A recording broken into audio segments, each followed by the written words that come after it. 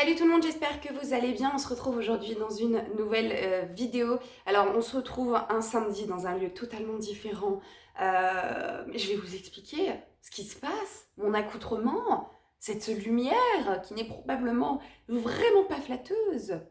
Je vous explique. En gros, aujourd'hui, on est donc le 21 décembre à l'heure où sort cette vidéo et il s'agit donc de la célébration de Yule pour les païens. Et comme pour ce win, je voulais vous faire une vidéo pour vous parler un petit peu de ce Noël païen, vous en parler en détail et vous expliquer un peu ses traditions, ses origines, etc.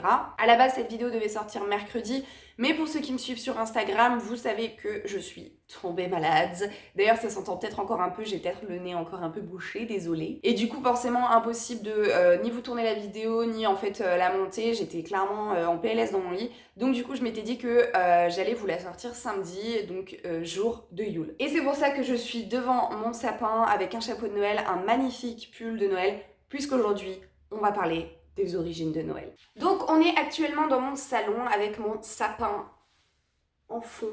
Voilà. Alors oui, je sais, il n'est pas décoré, il a juste des guirlandes lumineuses. Parce que honnêtement, non seulement j'ai pas eu le temps de le décorer davantage, mais en plus j'ai eu la flemme, puisque à chaque fois c'est moi qui décore, c'est moi qui range, et visiblement je suis la seule à apprécier. Donc ben, ça me saoule. Voilà. Et ça va être la seule décoration de Noël, je pense, que je vais avoir cette année, à part ma table de Noël que je vous montrerai en story Instagram demain. Donc suis-moi sur Instagram. Mais avant ça, je vais vous montrer les livres que j'ai utilisés pour faire cette vidéo. Et croyez-moi, il y en a beaucoup. Et évidemment, comme d'habitude, les liens seront en barre d'infos. Donc il y a des livres que je vous avais déjà présentés, que ce soit dans ma vidéo sur la Wicca ou alors dans ma vidéo sur Samhain. Je vais juste vous les remontrer. Donc on a la Wicca de Scott Cunningham. Ensuite on a le nouveau calendrier païen aux éditions Danae. On a ensuite le livre de la Wicca de Lucy Summers. On a ensuite la Wicca de Harmony Nice. Et pour finir, enfin non, pas du tout, il en reste deux autres. Ensuite, on a donc l'almanach païen de Sylvie Okada aux éditions Danae également. Puis, pour tout ce qui va être correspondance de la célébration de Yule que vous retrouverez à la fin de cette vidéo, j'ai utilisé le grand livre des correspondances parce que, à mon sens, c'est le plus complet. D'ailleurs, je vous le conseille énormément, hein, il est vraiment génial. Et ensuite, pour terminer, c'est le livre qui a fait en fait les trois quarts de cette vidéo. C'est le petit livre Yule de Suzanne Pessnecker, je ne sais pas comment ça se prononce, aux éditions Danae. Je vous avais déjà présenté la version Samhain, puisqu'en fait, pour chaque sabbat, chaque grosse célébration païenne, vous avez ce genre de petit livre en fait qui va vous expliquer les anciennes traditions, les nouvelles traditions. Vous allez avoir différents sorts et divinations, des recettes, des bricolages. Vous allez avoir également des prières, des invocations, des rituels, des célébrations. Et ensuite, vous allez avoir toute une partie également de correspondance. Voilà, c'est un livre qui est hyper complet, comme pour Samhain. Il n'est qu'à 12 €, honnêtement, je vous le conseille énormément. Je sais que moi je l'ai pris sur Amazon. Putain, c'est quoi ce bordel? Donc, Yule, qui est donc aujourd'hui, correspond en fait au solstice d'hiver. Donc, chaque année, il change un petit peu, puisqu'évidemment, tout dépend en fait de la lune, etc. Le solstice d'hiver, qu'est-ce que c'est? C'est le total opposé en fait du solstice d'été. C'est-à-dire qu'en fait, au solstice d'hiver, vous allez avoir les nuits qui vont être plus longues que le jour. Donc, juste avant le solstice d'hiver, les nuits en fait vont rallonger jusqu'au solstice d'hiver. Et ensuite, après, ça va être le jour qui va rallonger. Donc, en général, également pour les... c'est également une date en fait qui marque le début, l'entrée dans l'hiver. On va parler un petit peu de l'étymologie du mot solstice. Donc, j'ai mes petites notes, voilà.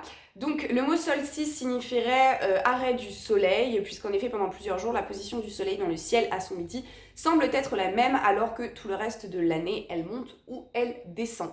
Et donc évidemment, ce sera la même chose pour le solstice d'été. On aura cette impression que le soleil en fait stagne. On va parler maintenant de l'étymologie du mot Yule. Il viendrait en fait du vieil anglais Geol et il pourrait faire référence en fait à 5 choses. Le jour où la période de Noël, au mot en vieux norrois Yule qui désignerait une fête païenne qui durerait 12 jours. Au vieil anglais Giuli, qui est mentionné par Bède le Vénérable en 726, qui fait référence donc au mois de décembre et de janvier. Au vieux norrois Ilir, qui est le mois commençant le second jour de la semaine tombant entre le 10 et le 17 novembre. C'est très précis. Et enfin, le mot gothique Iuleis dans l'expression fruma Iuleis qui signifie novembre. Il semblerait aussi que ce mot ait pu être utilisé dans la poésie norroise en tant que, qui désignerait du coup le terme festin. Le mot Yule est largement utilisé dans le milieu du 19e siècle comme synonyme de Noël et des festivités associées. Et d'ailleurs, on utilisait beaucoup l'expression Good Yule, qui est en fait devenue une expression de joie et d'excitation dans le contexte des célébrations et de l'effervescence du solstice d'hiver. Les Romains avaient aussi leur propre mot pour définir la période de Yule, donc Dies Natalis Solis Invicti, qui est donc la jour de naissance du soleil invaincu. Et donc, comme pour Samhain, la tradition de Yule, ou tout du moins le terme Yule, s'est transformé en fait avec, entre guillemets, l'évangélisation des païens et donc l'intervention de l'Église. Et donc vers le 4e siècle, en fait, c'est l'Église de Rome qui a donc pris les devants et qui a donc commencé à remplacer la naissance du soleil par rapport à la naissance du Fils, laissant entendre que c'était le Jésus chrétien qui a porté la vie et la lumière. Et donc c'est pour ça qu'ils ont décidé de transformer Yule en Noël, et donc le 25 décembre qui serait la naissance du Christ. Donc je vous ai expliqué que Yule pouvait être rapproché d'une fête païenne qui se déroulait sous 12 jours. Et en fait, dans les traditions germaines, et probablement même d'autres traditions, on avait donc coutume de célébrer Yule sur 12 jours. Et je vais vous expliquer donc chaque influence des 12 jours. Donc la première nuit, en général d'ailleurs, commençait la veille de Yule. Donc ce serait la première nuit qui serait dédiée aux mères, aux héroïnes et à Freya. D'ailleurs, beaucoup de Wiccans célèbrent donc la veille de Yule comme la nuit de Diane. La deuxième nuit célèbre en fait la vie du clan, l'amitié, la vie en communauté. La troisième nuit est dédiée donc à la sagesse. La quatrième au courage. La cinquième à l'hospitalité. La sixième à la persévérance. La septième à l'harmonie. La huitième à l'honnêteté. La neuvième à la fidélité. La 10e à l'excellence. La 11e à l'honneur, et lors de la 12e nuit, en fait, on prend les engagements à tenir pour le nouveau cycle. Chez les Latins, d'ailleurs, le 12e jour après Yule était donc le dernier jour de la fête du retour du soleil, et l'usage était de tirer au sort le roi du jour. Et c'est donc probablement de là que viendrait notre tradition, nos coutumes de la galette des rois, ou donc de l'épiphanie, où en fait on mange cette galette, et celui qui a la fève, qui à la base était un raisin, devient le roi pour la journée. Sur la période de Yule, il y avait pas mal de différentes anciennes traditions, notamment l'offrande de présents, de cadeaux, qui donc fait son origine en fait dans les anciennes traditions par des offrandes qu'on donnait aux différents dieux et aux différentes déesses pour venir protéger en fait le peuple, que ce soit des gels de l'hiver ou alors en fait de la famine. Il y a aussi cette tradition de la bûche de Yule, en fait, qui en découle la bûche de Noël. Donc à la base, c'était donc une vraie bûche de bois qui était faite originellement soit en chêne, soit en frêne. Et donc à l'époque, les femmes de la maison nettoyaient et bénissaient la maison, pendant que l'homme le plus âgé, lui, allait chercher la bonne bûche de Yule. Il fallait que ce soit la bûche la plus grande possible, qu'ensuite on allait vraiment adapter au feu, à l'antre de la cheminée. On y ajoutait donc des gravures décoratives. On l'enduisait de bière, d'hydromel ou de whisky. Et elle était allumée la veille du solstice, et en général on faisait un départ de feu avec un morceau de de la bûche de l'année précédente. Une fois qu'elle était allumée, on regardait le feu en fait toute la nuit, tout en faisant des vœux, en portant en fait des toasts et en racontant des histoires. Et donc on laissait la bûche brûler jusqu'au petit matin, et une bûche qui brûlait bien jusqu'au petit matin était un signe de très bon présage. Une ancienne et dernière tradition était donc l'arbre de Yule, qui est donc l'origine de l'arbre de Noël, puisqu'à l'époque, les païens décoraient les arbres, en fait, également des sapins. Alors, ils n'avaient pas des boules de Noël, évidemment. On les décorait notamment avec des décorations naturelles. Ça allait être des pommes de pin, des pommes, puisque la pomme est un symbole très important pour Yule. Vous alliez aussi avoir des guirlandes d'oranges, de la cannelle, etc. Et c'est donc ensuite, au fil des années, que ça en a découlé notre arbre de Noël. On va maintenant passer aux correspondances. Au niveau des objectifs spirituels, Yule est un commencement, une influence de compassion. Ça représente des cycles, des difficultés, des éternités, une fin, mais aussi beaucoup de gratitude. Au niveau des opérations, ou tout du moins des rituels conseillés, des célébrations en commun sont vraiment appropriées. Il y a beaucoup aussi de contemplation et d'introspection. On rentre dans le cœur de l'hiver, donc on va beaucoup méditer, vraiment un peu hiberner en fait. Beaucoup de divination et de voyance également, mais beaucoup moins que Samhain. C'est aussi une bonne période pour fabriquer ses propres outils. Au niveau des divinités, il y a plusieurs divinités qui représentent Yule. On a notamment Baba Yaga qui a donc une origine slave. On a ensuite Cailleach qui est celte, je ne sais pas comment ça se prononce.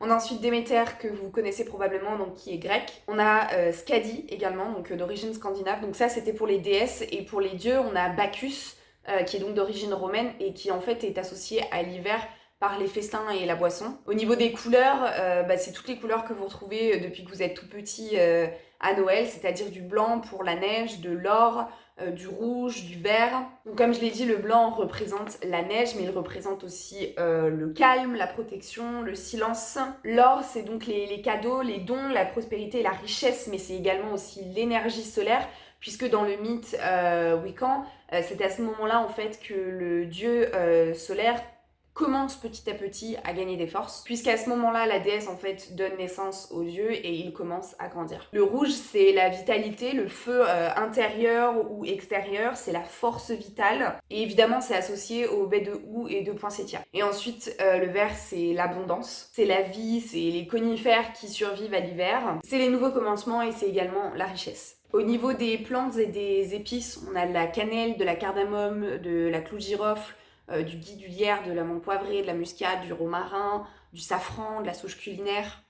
Il y a d'ailleurs beaucoup de ces ingrédients qu'on retrouve dans les vins chauds qu'on boit souvent à la période de Noël. Et donc je vais vous faire un petit descriptif de chaque plante, quels sont du coup les effets. Donc la cannelle, c'est un accès au monde astral et spirituel, une certaine autorité, une force, une intuition et des pouvoirs psychiques. La cardamome, c'est la divination, l'intuition, le mysticisme et les pouvoirs psychiques également. La clou de girofle, c'est l'attraction, l'autorité, la divination, la guérison, les pouvoirs, la protection et la purification. Le gui, c'est le bien-être, la guérison, la paix, la prospérité, la protection, le repos. Et on croit aussi apparemment qu'il est aphrodisiaque. Alors le lierre, c'est l'intuition, c'est la naissance surtout.